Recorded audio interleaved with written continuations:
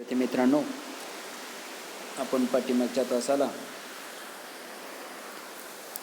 हिशेब तपासणीचे प्रकार आपण पाहिले होते. हिशेब तपासणीचे आपण 4 प्रकार पाहिले. वैधानिक हिशेब तपासणी, त्याला वार्षिक हिशेब तपासणी असं म्हटलं. सतत हिशेब तपासणी, त्यालाच निरंतर हिशेब तपासणी असंही म्हणतात. तिसरा प्रकार आपण पाहिला अंतर्गत हिशेब तपासणी, आणि चौथा प्रकार पाहिला अंतरिम किंवा मध्यावधी हिशेब तपासणी. आपण काल विचारात घेतलं होतं वैधानिक किंवा वार्षिक हिशेब तपासणी म्हणजे आर्थिक वर्ष संपल्यानंतर कायद्यानुसार जी हिशेब तपासणी केली जाते तिला वैधानिक हिशेब तपासणी असं म्हणतात. म्हणजे आर्थिक वर्ष संपल्यानंतर 4 महिन्याच्या आत अशी हिशेब तपासणी केली जाते. आणि वैधानिक हिशेब तपासणी करण्यासाठी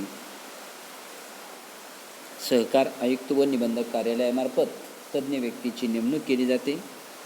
आणि या हिशेब तपासणीवरून सहकारी संस्थेला अंकेक्षण वर्ग दिला जातो. हा भाग आपण विचारात घेतला.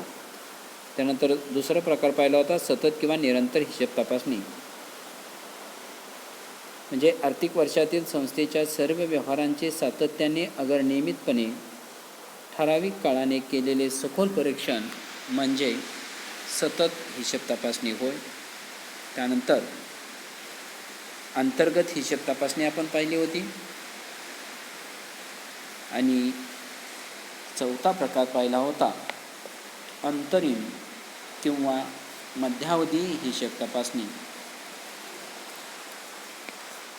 आर्थिक वर्षाच्या किंवा 2 ताळेबंद पत्रकाच्या मधल्या काळात हंगामी नफा शोधून काढण्यासाठी आणि हंगामी लाभांश देण्याच्या दृष्टीने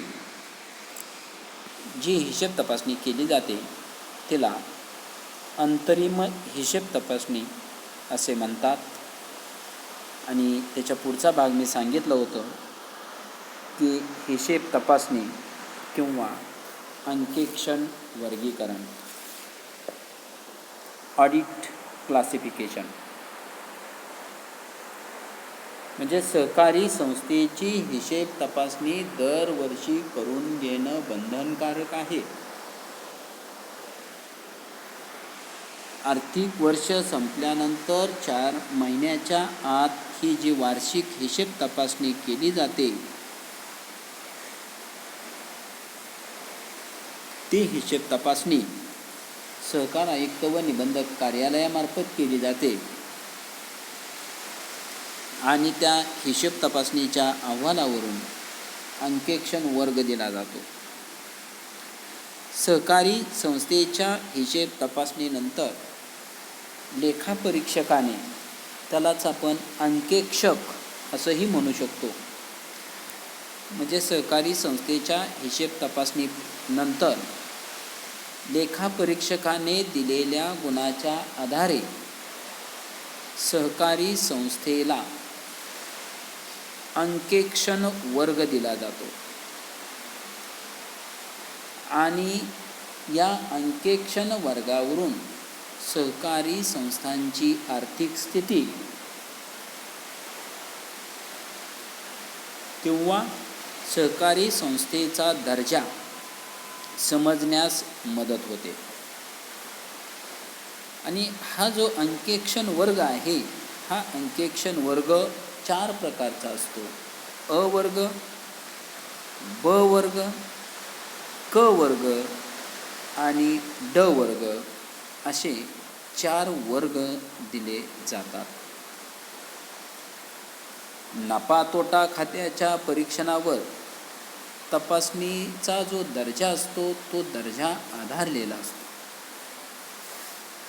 आणि हे जे वर्गीकरण असतं हे वर्गीकरण करण्यासाठी कोणकोणत्या बाबी विचारात घेतल्या जातात तर सहकारी संस्थांचे भाग भांडवल किती आहे, सहकारी संस्थांची आर्थिक स्थिती कशी आहे, सहकारी संस्थेच्या कर्ज वसुलीचे प्रमाण कसे आहे, संस्थेचे व्यवस्थापन कसे आहे, संस्थांचा राखीव निधी कसा आहे, सभासद संख्या संस्थांची किती आहे आणि संस्थांची आर्थिक उलाढाल किती आहे, या बाबी विचारात घेऊन सहकारी संस्थेचं अंकेक्षण वर्गीकरण केलं जातं. सहकारी संस्थेला अंकेक्षण वर्ग देण्यासाठी 100 गुणदान केलं जातं. 100 मार्काचं गुण किंवा 100 गुण त्याच्यासाठी ठेवले जातात. आता हे जी गुण विभागणी आहे, ही गुण विभागणी कशी केली जाते, तर 100 मार्कापैकी जे 100 मार्क दिलेले आहेत त्यापैकी भांडवल उभारणीसाठी 20 गुण राखीव ठेवलेले आहेत. सहकारी संस्थेच्या आर्थिक स्थैर्यासाठी 40 गुण राखीव ठेवलेले आहेत. मग त्यामध्ये सभासद कर्ज, थकबाकीचे प्रमाण आणि बुडीत कर्ज या बाबींचा विचार त्या आर्थिक स्थैर्यामध्ये होतो.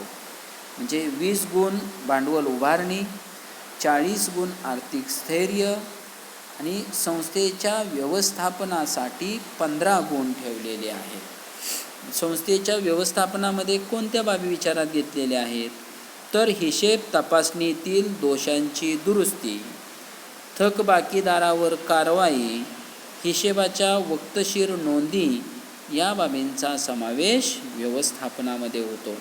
तर अशा संस्थेच्या व्यवस्थापनासाठी 15 गुण ठेवलेले आहेत आणि संस्थेच्या सर्वसाधारण कामकाजासाठी 25 गुण ठेवलेले आहेत.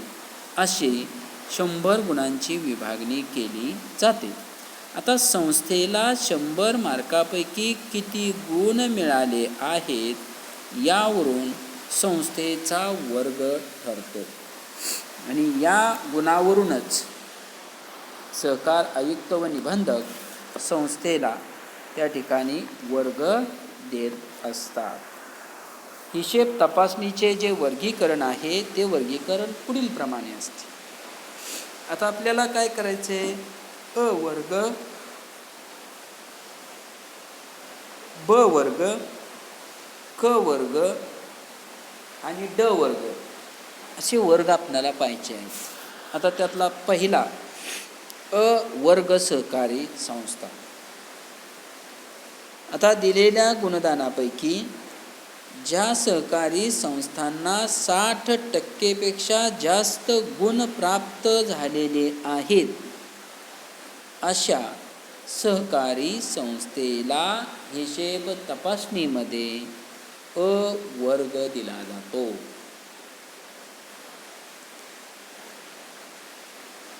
म्हणजे अ वर्ग प्राप्त झालेल्या सहकारी संस्थेला हिशेब तपासणीमध्ये 60 किंवा 60 पेक्षा जास्त गुण प्राप्त झालेले असतात, म्हणून या संस्थांना अ वर्ग दिला जातो. अ वर्ग प्राप्त केलेल्या ज्या सहकारी संस्था असतात त्या सहकारी संस्थांची आर्थिक स्थिती जी असते ही आर्थिक स्थिती उत्तम असते. त्याचबरोबर कर्ज वसुली करण्यात या संस्थांना बऱ्यापैकी यश आलेले असते. म्हणजे चांगलं यश अ वर्ग मिळवणाऱ्या सहकारी संस्था कर्ज वसुली करण्यामध्ये चांगलं यश त्यांनी मिळवलेलं असतं. म्हणजे यश चांगलं त्यांना प्राप्त झालेलं असतं. त्याचबरोबर या संस्थांच्या बाबतीत एकूण कर्जापैकी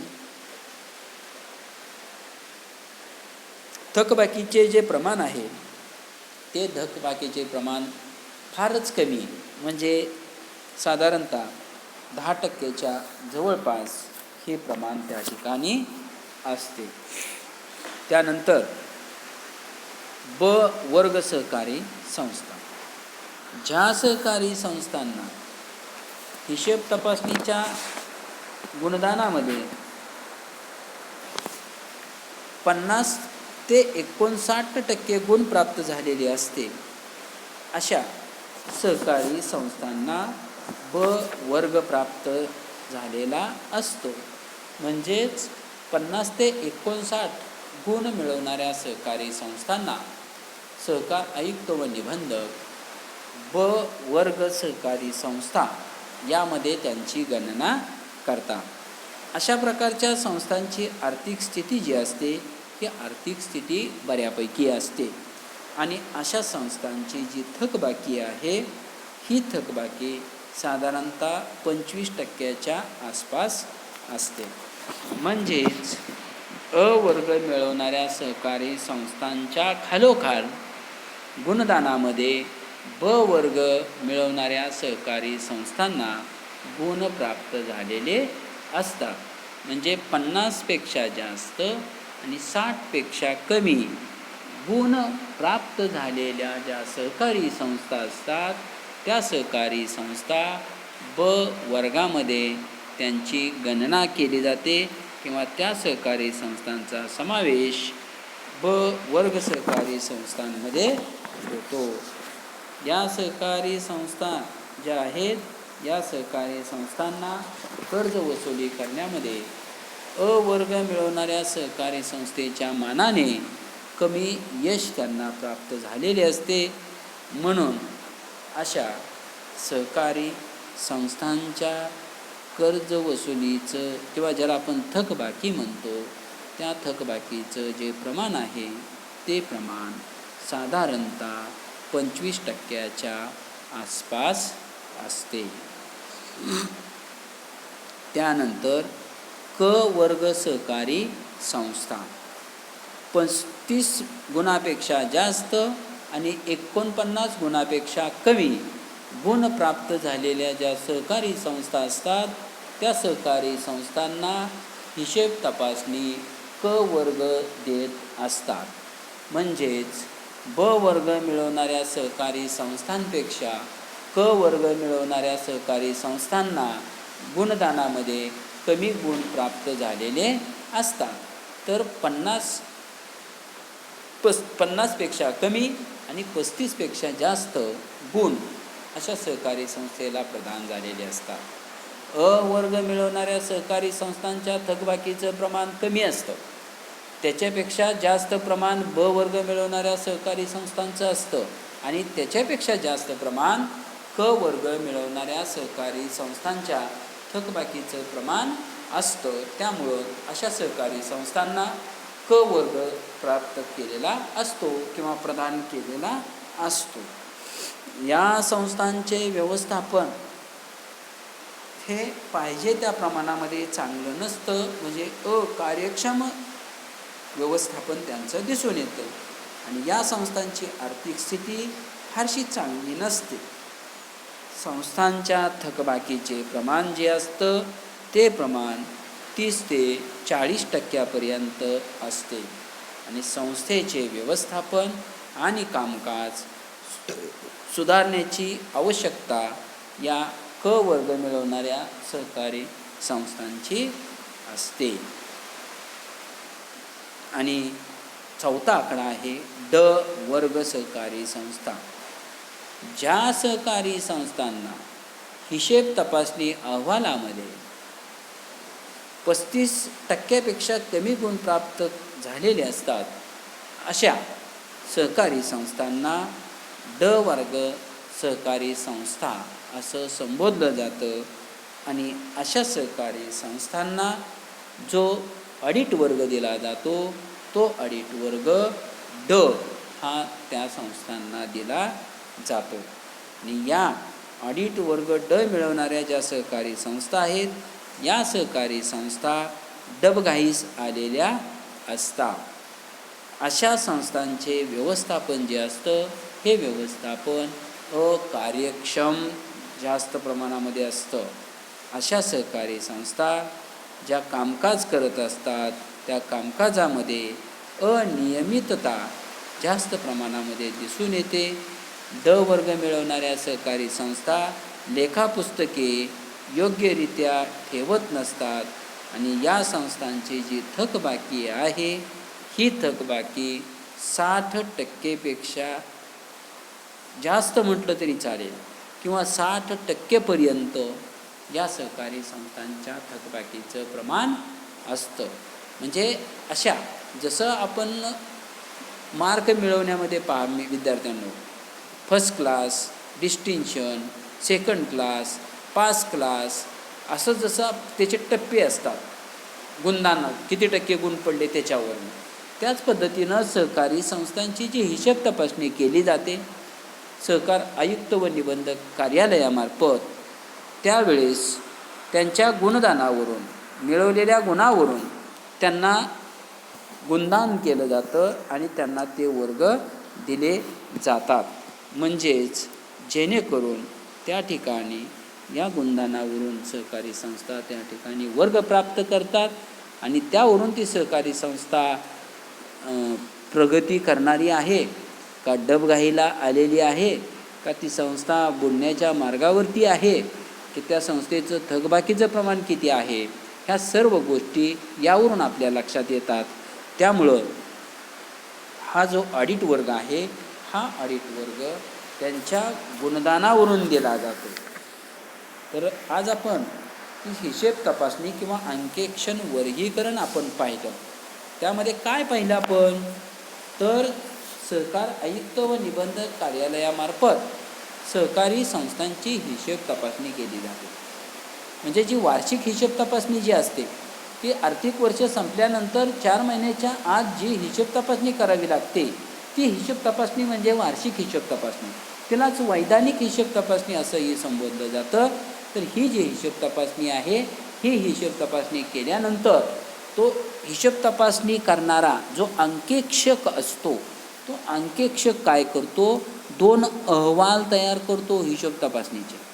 त्यातला एक अहवाल सहकारी संस्थेला देतो आणि एक अहवाल तो सहकार आयुक्त व निबंधक कार्यालयाला पाठवतो आणि सहकार आयुक्त व निबंधक कार्यालय त्यांचा आलेल्या अहवालाचा विचार करतो आणि त्या सहकारी संस्थेनं त्या गुणदानामध्ये किती गुण प्राप्त केलेले आहेत याचा विचार सहकार आयुक्त व निबंधक कार्यालय करतं आणि त्यावरून त्या सहकारी संस्थेला कोणता वर्ग द्यायचा, अ वर्ग द्यायचा की ब वर्ग द्यायचा की क वर्ग द्यायचा का ड वर्ग द्यायचा, हे सहकार आयुक्त व निबंधक कार्यालय ठरवत असतं.